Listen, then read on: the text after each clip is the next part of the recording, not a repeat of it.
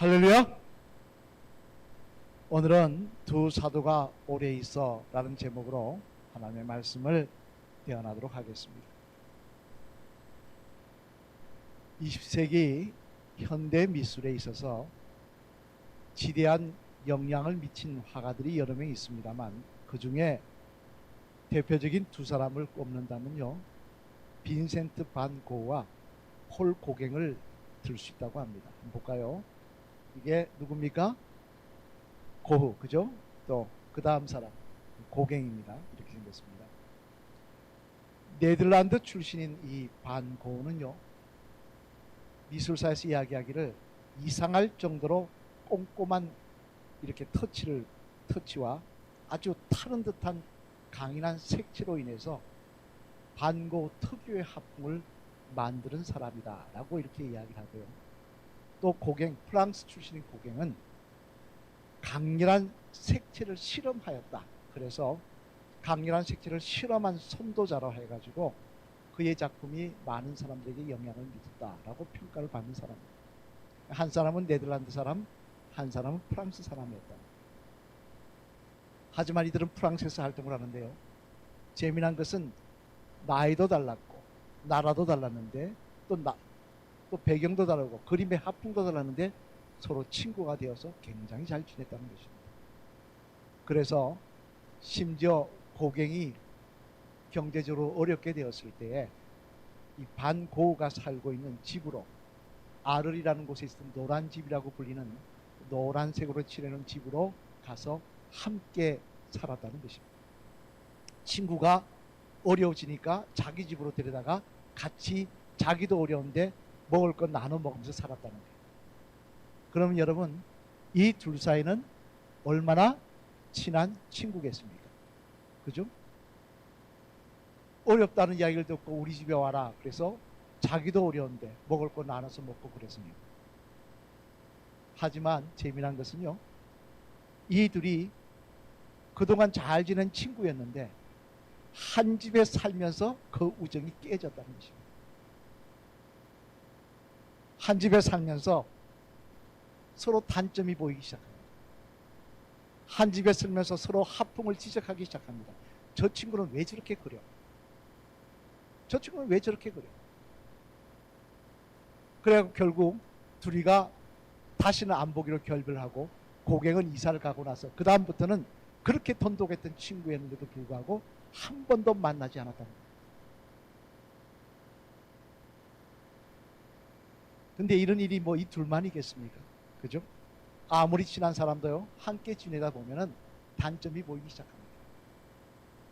또 함께 지내다 보면 다툴 일이 생기기도 시작합니다. 그래서 어떤 분들은 보면요, 함께 지내다가 원수처럼 되는 경우도 있더라고요. 그런데 왜 제가 이 말씀을 드리냐 그러니까, 오늘 본문에 나오는 두 사람은요, 서로가 함께 지내는데 관계가 어려워지기보다도 더 돈독해지더랍니다. 오늘 본문 한번 3절 말씀 한번 같이 읽어보시겠습니다. 시작. 두 사도가 오래 있어 주를 힘입어 담대히 말하니 주께서 그들의 손으로 표적과 기사를 행하게 하여 주사 자기 은혜의 말씀을 정언하시니. 아멘. 누구와 누구에 대한 말씀이야? 두 사도가 누굽니까? 바나바와 바울. 이방인의 선교사들입니다. 이방인의 사도, 이방인들을 선교하기 위해 떠났던 두 사람입니다. 근데 두 사람이 복음을 전하다가 어려운 일을 겪고 힘들게 핍박받고 하는 상황인데도 불구하고 어땠느냐? 둘이가 너무 돈독했다는 거예요. 심지어 이들이 핍박은요, 말로 하는 핍박이 아닙니다. 우리 2절 말씀도 한번 같이 읽어보실까요? 오늘 보면 2절 말씀 시작. 그러나 순종하지 아니하는 유대인들이 이방인들의 마음을 선동하여 형제들에게 악감을 품게 하고. 아멘. 자, 유대인들이 미워하는 것은 알겠습니다. 그런데 그들이 자기들만 미워한 게 아니라 그 동네 사람들까지 다 미혹시켰다는 거예요. 다 이렇게 선동해가지고 미운 마음을 품게 만들었다는 거예요. 그래서 가는 데마다 박해하고 침을 뱉고 돌을 던지게 하고 만들었다는 거예요. 그러니 여러분, 이 둘이 얼마나 힘들었겠습니까? 고향도 아닙니다. 타지입니다. 아는 사람 한 사람은 타지입니다. 더군다나 그곳에서 뭐 편하게 사는 것도 아닙니다. 복음을 전하기 위해서 힘들게 예수님을 전하는 상태였습니다. 그런데 그런 곳에서 자기들을 반감하게끔 사람들을 미혹해가지고 선동해가지고 계속 핍박하고 어렵게 하니 얼마나 몸과 마음이 피폐해졌겠습니까? 보통 이 정도가 되면요, 몸이 힘들어지고 마음이 피폐해지면요, 같이 있는 사람들이 싸웁니다. 그죠? 고우와 고갱처럼 서로 미워하고 싸우게 됩니다. 어려울 수 있는 상황입니다. 그런데 이들은 전혀 그렇지가 않더라고요. 여전히 격려하며 하나님의 일을 감당하더라고요. 그들의 둘의 교제의 모습이 우리 기독교인들에게 있어서 참 본이 되더라고요. 그러면 여러분, 바나바와 바울은 어떻게 교제하기에, 어떤 그 교제는 어떤 특징이 있었기에 이처럼 충분히 비난하고 힘들어서 피폐해져서 서로를 미워하고 질책하고 서로의 문제를 지적할 수 있는 상황임에도 불구하고 그러지 않고 서로 격려하며 잘 사명을 감당하는 모습을 통하여 우리 기독교인들의 교제의 본인이 되었는가? 그 내용은 무엇일까요? 왜 그렇게 했을 수 있을까요? 바라기로는 이 말씀을 통하여 우리들도 바나바와 바울과 같은 모습으로 교제하심으로 우리의 교제를 통하여 하나님 영광 받으시며 교회가 세워지며 하나님의 나라가 땅끝까지 전파되는 귀한 역사가 일어나시기를 주님의 이름으로 간절히 축원을 드립니다. 그러면 바울과 바나바의 교제의 두 사람의 교제의 특징은 무엇이었느냐? 그 내용을 한번 살펴보면요, 두 가지만 살펴볼 텐데, 첫째, 우리 앞을 보시며 같이 읽겠습니다. 시작. 이들은 복음 전파라는 목적의식이 분명한 모습으로 교제를 나누더라는 것입니다. 무슨 목적을 갖고 있더라고요? 복음 전파라는 목적의식을 가지고 교제하더라고요. 복음 전파라는 목적의식을 가지고 서로 교제하더라고요. 오늘 본문전인 사도행전 13장 50절 말씀 한번 같이 읽어보시겠습니다. 시작. 이에 유대인들이 경건한 기부인들과 그 신의 유력자들을 선동하여 바울과 바나바를 박해하게 하여 그 지역에서 쫓아내니. 아멘.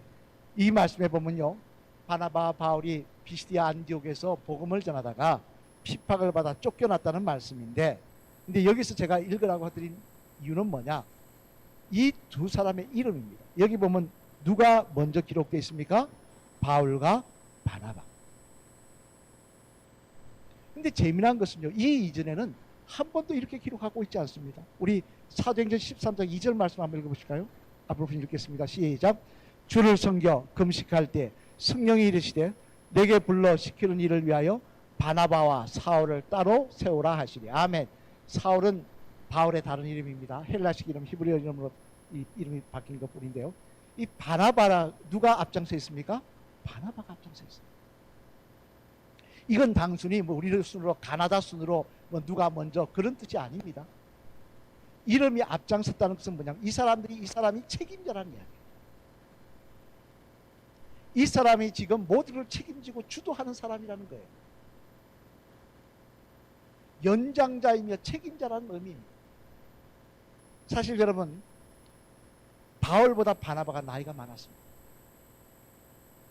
또 바울이 예수님 믿는 사람 핍박하고 다닐 때 바나바는 초대교회 사도로, 그러니까 초대교회 지도자로 일하던 사람이었어요. 경력으로 보나 나이로 보나 다 바울보다 앞장선 사람입니다. 그런데 이때부터 바나바가 무조건 앞에 나와야 되는데, 따라서 나와야 되는데 바울이 앞서기 시작하더라고요. 이 무슨 이야기입니까? 그러면 이제부터 누가 지도자가 됐다는 이야기입니까? 바울이 지도자가 됐다는 이야기. 바울이 앞장서서 다 했다는 얘기. 설교하고 지도하고 뭐 하고 주도하고 다 했다는 거, 인도하고. 그럼 여러분 입장에 있으면 어떻겠습니까? 굴러온 돌이 뭘 뺀다고요? 박힌 돌 뺀다고. 아니, 지가 언제부터 잘 알았다고 내보다 앞장서서 지도자가 돼서 이러라 저러라 말하고 앞장서 주도하느냐. 당연히 뭘 할 이야기입니다.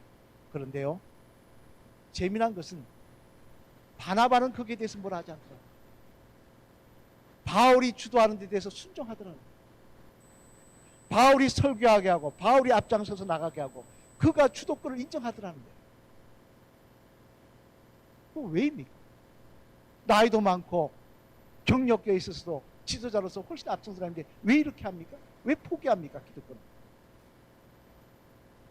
그 이유는 하나입니다. 바나바의 관심은요, 내가 더 권위를 갖느냐, 내 이름이 더 높아지느냐, 내가 지도자가 되느냐, 이런 곳에 관심이나 목적이 있었던 게 아니라 어떻게 하면 더 주님의 복음이 전파될 수 있을까? 어떻게 하면 더 많은 사람들이 예수님의 복음을 들을 수 있을까? 여기에 관심이 있었던 거예요. 자기가 말씀을 전할 때보다 바울이 말씀을 전할 때 사람들이 더 주님 앞에 돌아오는 모습을 보고 자기가 양보해버린 거예요.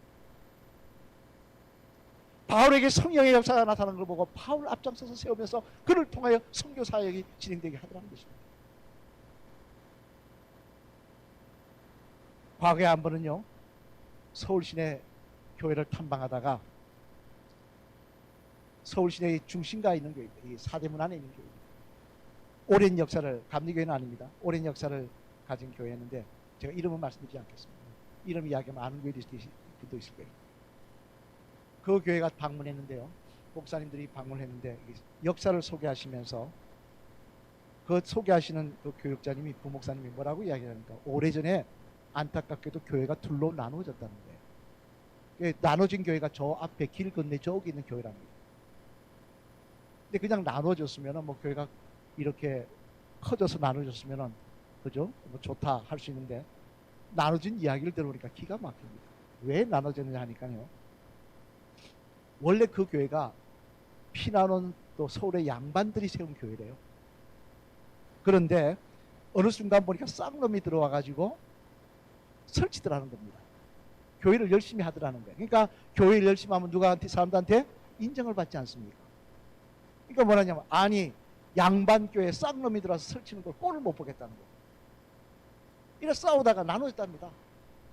이 양반교회 쌍놈교회. 이렇게.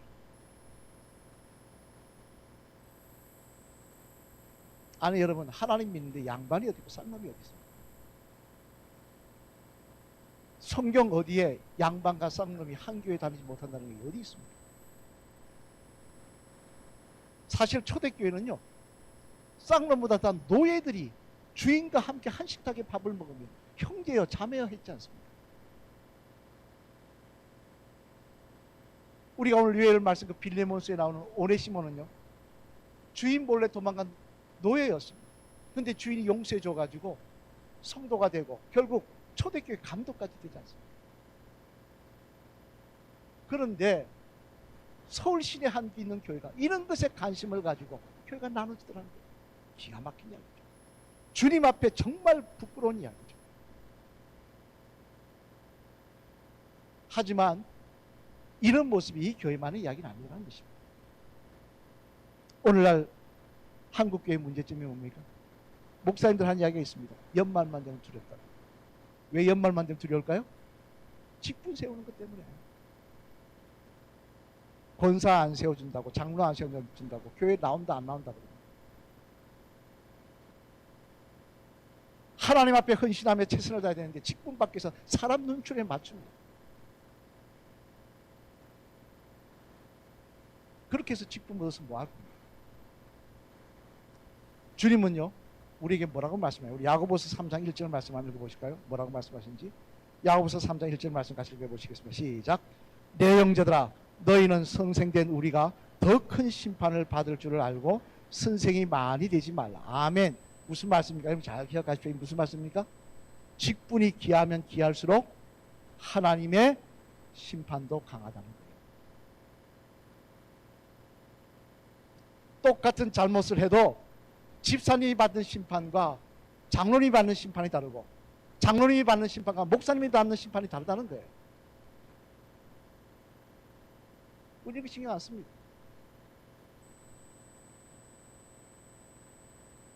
교회 나와서요, 신앙생활 오래 하면 소령 다음에 중령, 중령 다음에 대령, 대령 다음에 별 달아야 되는 것처럼 직분 올라가는 거 당연하게 생각하고 책임은 하지 않으면 권한만 이야기합니다.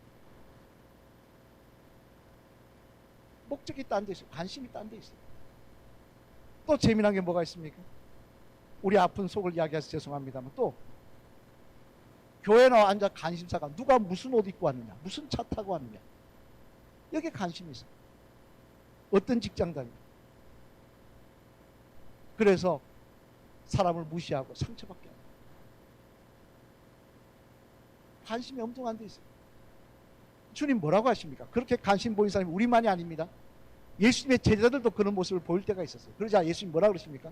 우리 한번 보실까요? 마태복음 11장 7절로 8절 말씀 한번 같이 읽어보시겠습니다. 시작. 그들이 떠나매 예수께서 무리에게 요한에 대하여 말씀하시되 너희가 무엇을 보려고 광야에 나갔더냐? 바람에 흔들리는 갈대냐? 그러면 너희가 무엇을 보려고 나갔더냐? 부드러운 옷 입은 사람이냐? 부드러운 옷 입은 사람들은 왕궁에 있느니라. 아멘. 왜 하나님 앞에 나갔냐? 왜 주의 종 앞에 가서 말씀 들었냐? 도대체 교회 왜 갔느냐? 뭐 보러 갔느냐? 좋은 옷 입고 잘난 사람 보려고 하느냐? 왕궁에 많다는 거예요. 그게 가지고 교회 거기 갔느냐는 거예요. 목적이 엉뚱한 데 있으면 안 된다는 거예요. 주님은 우리에게 분명히 말씀하십니다. 사도행전 1장 8절 말씀. 꼭 외우셔야 되는 말씀. 우리 같이 한번 앞을 보시면 외워보실까? 시작. 오직 성령이 너희에게 임하시면 너희가 권능을 받고 예루살렘과 온 유다와 사마리아와 땅끝까지 이르러 내 증인이 되리라 하시니라. 아멘.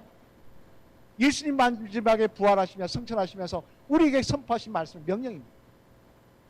너희의 관심이 어디에 있어야 되느냐? 땅끝까지 이르러 복음 전하는 데 있으라는 겁니다. 내 이름 높이는 데 있는 것이 아니라 누가 권위 잡고 누가 권세 잡고 누가 뭐하고 그게 있는 것이 아니라 하나님 복음 전하는 데 있으라는 거예요. 그걸 위해서 우리를 하나님께서 부르셨으니 그런 모습으로 그게 관심 가진 모습으로 교제하라는 거예요. 모여서 맨날 엉뚱한 소리 하지 말고 모여서 어떻게 하면 복음 전할까? 어떻게 하면 예수님 전할까? 어떻게 하면 한 사람도 더 천국 인도할까? 그거 고민하라는 거예요. 우리가 그렇게 할 때요, 한국교회는 다시 세워지게 될 줄로 믿습니다. 우리 홍제교회는 하나님께서 붕의 불길을 허락하여 주실 줄로 믿습니다. 교회 나오셔서 뭐 말씀하십니까? 어떤 모습으로 교제하십니까? 근거가 뭡니까? 누구 비난하고 누구 욕하고 직분 갖고 그겁니까? 바라기는 올 바울과 바나바처럼 정말 어떻게 하면 하나님의 복음이, 어떻게 하면 이 생명의 복음이 땅끝까지 전파될 것인가? 나를 통하여, 저분을 통하여, 저 집사님을 통하여 전파될 것인가? 이를 놓고 기도하시며 이것이 우리 교제의 근본이 되시는 귀한 주의 성도들 되시기를 주님의 이름으로 간절히 축원을 드립니다. 둘째로는요, 또 이분들의 교제의 특징이 있었습니다. 왜 그렇게 어려운 데서 잘 견딜 수 있습니까? 우리 한번 같이 읽어보실까요? 시작. 이들은 서로 격려하며 사랑해야 한다는 사명의식이 분명한 모습으로 교제를 나눴다. 무슨 또 모습이 그 있다고요? 서로 격려하며 사랑해야 한다는 사명의식이 있다는 거예요. 그들의 교제 밑에는 서로 격려하며 사랑해야 한다는 사명의식이 있다는 거예요. 오늘 보면 2절 말씀, 3절 말씀 우리 다시 한번 같이 읽어보시겠습니다. 보시며 시작. 두 사도가 오래 있어 담대히 말하니 주께서 그들의 손으로 표적과 기사를 행하게 하여 주사 자기 은혜의 말씀을 정언하십니다. 아멘. 여기에 보면 두 사도가 오래 있어 라고 말합니다. 이고니아라는 곳에 오래 핍박이 있는데도 오래 같이 있었다라고 말씀하고 있는데요, 이 말씀을 기록한 다른 외경에 보면 뭐라고 기록되어 있느냐면요, 서로가 격려하며 사랑하며 함께 있었다 그렇게. 서로가 사랑하며 격려하고 있었기에 함께 오래 있을 수 있다는 것입니다. 여러분 사실 그렇지 않습니까? 사람이 살면서요, 밖에서 오는 밖에는 견딜 수 있어요. 그죠? 누가 밖에서 뭐라 그러는 건 이길 수 있습니다. 근데 안에서 밖에 오는 건 힘들어요. 다른 사람이 내 욕하는 건 견딜 수 있어요. 내 부인이, 내 남편이 나 욕하는 건 못 견딥니다. 맞습니까? 아닙니까? 내 편이 되어줄 사람이 나 욕하는 건 힘들어요. 사실 바울과 바나바는요, 나이도 다르고 경륜도 다르고 경력도 다르고 다 다릅니다. 그런데도 그 어려운 상황 속에서도, 그 핍박받는 속에서도 서로가 사랑하며 아끼더라는 거예요. 서로 위해 기도하더라는 거예요. 어떻게 그럴 수 있습니까? 그것은 바로 주님의 명령이 그렇기 때문입니다. 자신들이 믿는 주님, 우리 주인이라고 말하는 예수님의 명령이 그렇기 때문에 그렇습니다. 우리 요한복음 15장 12절 14절 말씀 우리 한번 같이 읽어보실까요? 시작. 내 계명은 곧 내가 너희를 사랑한 것 같이 너희도 서로 사랑하라 하는 이것이니라. 사람이 친구를 위하여 자기 목숨을 버리면 이보다 더 큰 사랑이 없나니 너희는 내가 명하는 대로 행하면 곧 나의 친구라. 아멘. 무슨 말씀입니까? 주께 속한 사람은 당연히 같은 성도를 사랑해야 된다. 여기엔 다른 이견이 있을 수 없다는 거예요. 요한일서 2장 9절로 11절 말씀에 보면 이 말씀에 대해서 사도 요한이 이렇게 말씀하십니다. 같이 읽어보실까요? 시작. 빛 가운데 있다 하면서 그 형제를 미워하는 자는 지금까지 어둠에 있는 자요, 그의 형제를 사랑하는 자는 빛 가운데 거하여 자기 속에 거리낌이 없으나 그의 형제를 미워하는 자는 어둠에 있고 또 어둠에 행하며 갈 곳을 알지 못하나니 이는 그 어둠이 그의 눈을 멀게 하였습니다. 아멘. 무슨 말씀입니까? 하나님의 자녀라고 이야기하면서 다른 형제를 미워하며 뭐가 어떠니 미워하고 질책하고 손가락질하는 사람은 하나님의 자녀라고 말은 하지만 사실은 어둠의 자녀라는 거예요. 빛 가운데 속한 자가 아니라 어둠 가운데 속한 자라는 거예요. 여러분, 우리는 빛의 자녀가 되기를 원합니다. 빛의 자녀가 되기를 원하십니까? 그런데 미워해서 비방하고 뭐가 어때서 나에게 어떤 불이익을 줘서 미워하면 어둠의 자녀라 그러는데 주님 앞에 이렇게 낙인 찍혀서 되겠습니까? 몇 년 전에 글을 읽었던 인터넷에 떴던 내용인데요. 한 역사학자가 로마의 카타콤이란 동굴벽에 새겨진 글자를 해석하여 소개한 적이 있었습니다. 여러분, 카타콤이 어떤 데인지 아십니까? 한번 볼까요? 저게 지하입니다. 뻥뻥뻥 뚫린데 저기 다 뭡니까? 무덤이에요. 저 구멍 하나마다 사람 하나씩이었습니다. 카타콤이 다른 게 아니라 우리는 저 먼 산에다 공동묘지 만들지 않습니까? 그죠? 산에다가 그 산속에다가 공동묘지 만들어서 사람을 묻고 이렇게 산소를 만드는데 로마 사람들은 어떻게 보느냐? 땅을 팠어요. 땅을 파가지고 깊이 파는 데는 15m, 20m까지 팠어요. 그래가지고 20m 밑에다가 이제 지하 아파트를 만든 거예요. 이렇게 층층층층 만들어가지고 저 안에다가 사람이 걸어다닐 정도로 하나 만들어서 무덤을 만들어서 사람을 넣어놓고 또 한층 내려가면 또 그걸 만들어서 그게 한 15m, 20m. 이 아파트, 무덤 아파트라고 생각하시면 돼요. 지하. 로마가 네로 황제 등에서 이 기독교인들을 박해하기 시작하니까요. 전부 기독교인들이 어디로 도망가니? 지하 공동묘지로 도망간 거예요. 공동묘지 속으로. 여기가 안에가 그냥 촘촘하게 미로같이 돼 있으니까 잡으러 들어와도 잡기가 힘듭니다. 그 안에 들어가서 생활하는 거예요. 빛도 안 들어오죠. 전기가 어디 있습니까? 빛도 안 들어오죠. 습하죠. 전염병이 돌죠. 그러니까 막 아이들이 어린애에서 죽고요. 눈이 안 보이게 되고 막 이런 일들이 일어납니다. 그런데 이 글이 하나 발견됐는데 그 글이 뭐라고 썼냐면요. 이런 글이 적혀 있다는 거예요. 사랑했던 당신들 때문에 나는 63세까지 살 수 있었어 라는 글이었습니다. 우리로 치면 63세 아무것도 아닙니다. 여러분, 여기 우리 홍제교회 연세 많으신 분들 많으시지 않습니까? 63세 그러면 청년이에요. 그죠? 근데 그 당시 63세면 장수한 겁니다. 근데 그 빛도 안 들어오는 그 지하의 습한 지하에서 땅속에서 63세까지 살았던 이유가 뭐냐? 천국의 소망도 소망이고 찬양하며 하나님을 섬기는 기쁨도 있었지만 뭐 때문에 그렇게 견딜 수 있느냐? 당신들이 나를 사랑하는 그 모습 때문에. 서로 사랑하는 그 모습 때문에 우리 그렇게 나는 그렇게 살 수 있다는 거예요. 그것이 나에게 힘이 되었다는 거예요. 여러분, 성도끼리의 사랑은 선택사항이 아닙니다. 사랑할 만해서 사랑하는 거 아닙니다. 한번 옆에 분 보십시오. 사랑할 만하십니까? 정말 사랑스러우십니까? 매일 눈에 여도 안 아플 정도로 이쁘십니까? 솔직하자고요, 우리. 아니지 않습니까? 때때로 미울 때도 있지 않습니까? 꼴 보기 싫을 때도. 이런 바울과 바나바도 마찬가지예요. 매일 좋았겠습니까? 붙어있는 거. 너는 왜 치약을 위에서 붙었자? 너는 왜 밑에서 붙었자?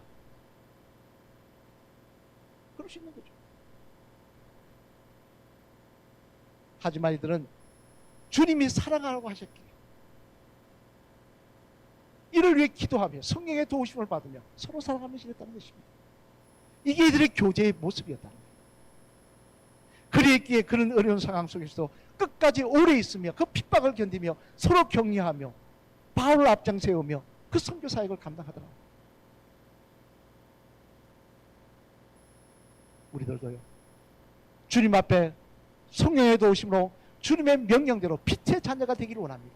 살아가며 살기를 원합니다. 기도할 때 우리 속에 그 교제가 하나님께 영광이 될 줄로 믿습니다. 사랑하는 성도 여러분, 이제 말씀을 마무리하려고 합니다. 바울과 바나바요, 결코 쉬운 환경에서 복음 전한 거 아닙니다. 참 악한 무리들은 참 악해요. 끝까지 방해합니다. 하나님의 역사가 일어나자부터 방해. 교회 안에도 마찬가지예요. 끝까지 역사합니다. 벌은 못 고칩니다. 못 버립니다. 그런 상황 속에서 바울과 바나바는 포기하지 않습니다. 서로 격려하며 서로 사랑하며 선교 사역을 계속 감당합니다. 어떻게 그럴 수 있었습니까? 어떻게 서로 미워하지 않고 할 수 있습니까? 두 가지 때문에. 그들에게 교제에는요, 복음 전파라는 목적의식이 있었습니다. 우리가 만남도, 우리가 말을 나누는 것도, 우리가 기도하는 것도 복음 전파의 목적을 두고 만났다는 거예요. 하나님 영광에 만났다는 거예요.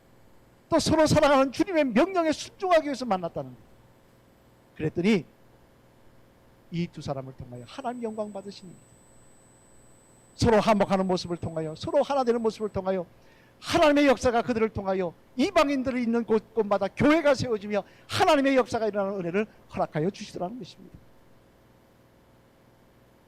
우리에게도 그런 모습이 있을 때요, 하나님께서는 바울과 바나바에게 주셨던 그 놀라운 역사를 우리의 삶 속에 허락하여 주실 줄로 믿습니다. 우리 다 맞아 보시며 따라 하시겠습니다. 집사님, 성도의 교제에는 반드시 복음 전파라는 목적의식과 서로 사랑해야 한다는 사명의식이 먼저 선행되어야 합니다. 그럴 것 같습니까? 대답은 잘하시는데, 그런 모습을 통해 주님께 영광 돌리시는 저와 집사님 앞에 보시면서 집사님 되시기 바랍니다. 할렐루야! 아멘! 빌리몬서 1장 6절 말씀에 보면요, 사도 바울은 빌리몬 성도에게 이렇게 말씀합니다. 우리 빌리몬서 1장 6절 말씀 외워야 될 말씀이죠. 같이 읽어보시겠습니다. 시작! 이로써 내 믿음의 교제가 우리 가운데 있는 선을 알게 하고 그리스도께 이르도록 역사하느니라. 아멘. 자, 우리가 교제하는, 성도끼리 교제하는 모습이 어떤 역사가 일어나냐? 교제를 통하여 우리 주변의 사람들이 저 주님께 다가가는 역사가 일어납니다. 더욱 주님께서 영광 받으실 일들이 일어나는 그런 역사가 일어나게 해야 한다는 것입니다. 우린 그 일을 위해서 모였습니다. 그 일을 위해서 함께 교제를 나눕니다. 부족함이 있고 어리석음이 있지만 복음 전파라는 목적을 위해서 서로 기도하며 서로 사랑하라는 주님의 명령을 실행하기 위해서 우리 기도합니다. 앞으로 나아갈 때 우리를 통하여 하나님의 역사는 이곳에 일어나게 될 줄로 믿습니다. 그 일에 귀하게 쓰임받는 저와 여러분 되시기를 주님의 이름으로 축원합니다.